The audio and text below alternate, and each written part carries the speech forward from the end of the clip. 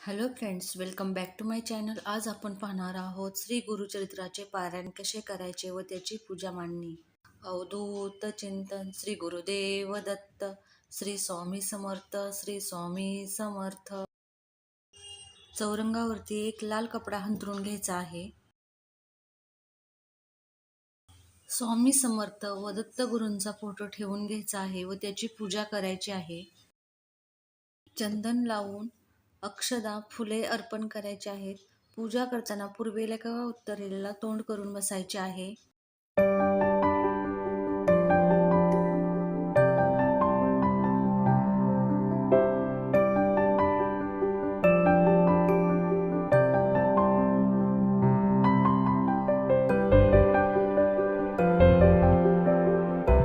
तांदळावरती कलश ठेवून घ्यायचा आहे.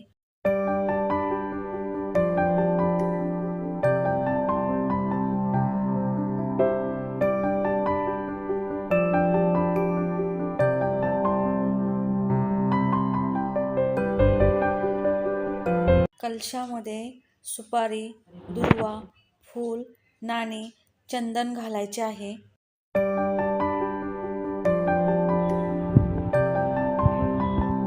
कलशावरती 5 पाने ठेवायची आहेत.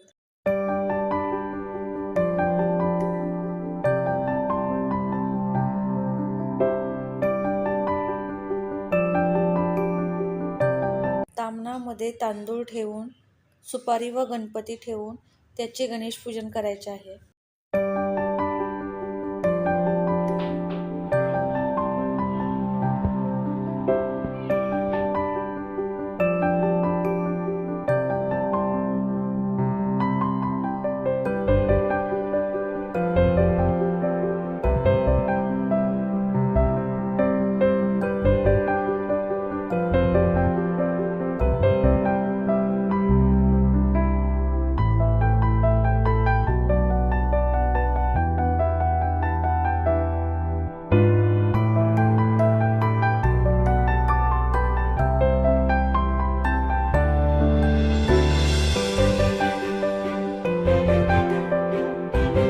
नारळ व दक्षिणा यांची पूजा करून घ्यायची आहे.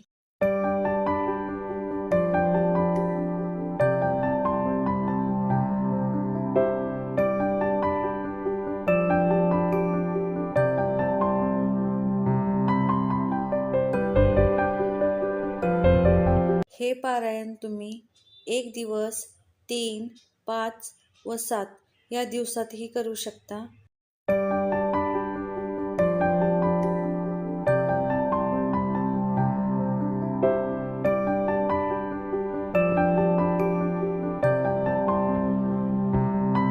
दीपपूजन करून घ्यायचं आहे. देवाजवळ 1 दिवा तुपाचा व 1 दिवा तेलाचा लावायचा आहे.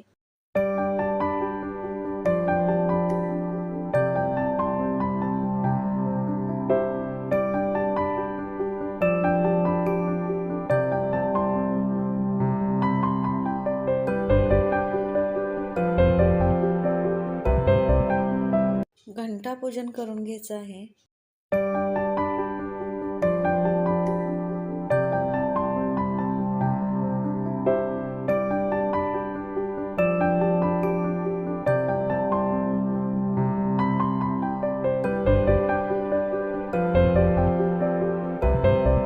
हातामध्ये फूल अक्षता घेऊन 5 वेळा त्यावरती पळीने पाणी सोडायचे आहे व पारायण ज्यासाठी करायचे आहे त्याचा संकल्प करायचा आहे.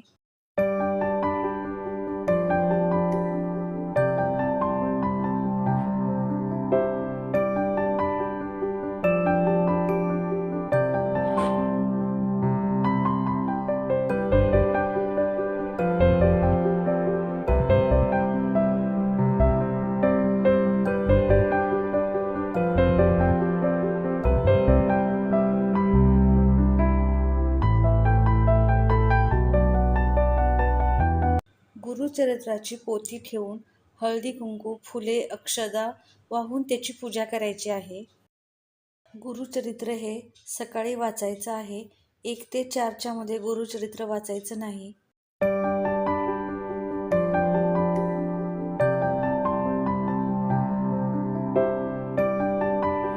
नाही नाही म्हणजे मी आधी ओवाळताना फक्त असतं. रोज दिवा, अगरबत्ती, धूपने आरती करायची आहे.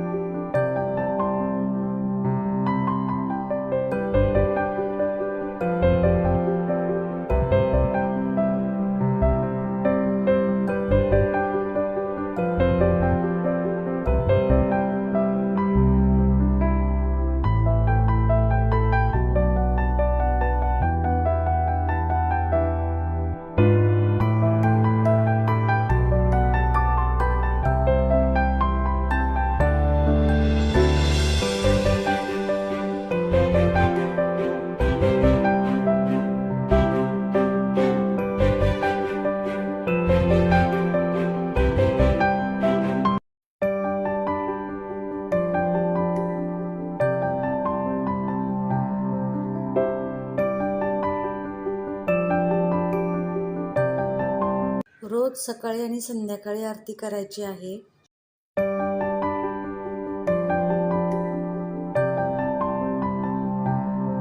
शेवटच्या दिवशी महानैवेद्य करायचा आहे. एक ब्राह्मण व सवाशीण जेवू घालायचे आहे. ब्राह्मण शक्य नाही झाल्यास त्याला गूळ, तांदूळ, डाळ व दक्षिणा द्यायची आहे. लसूण आणि कांदा विरहित जेवण बनवायचे आहे. वाल घेवड्याची भाजी आणि उडदाच्या डाळीचे वडे बनवायचे आहेत. दुसऱ्या दिवशी आरती व प्रार्थना करून पारायणाची समाप्ती करायची आहे. व्हिडिओ आवडल्यास लाईक आणि सबस्क्राईब करा.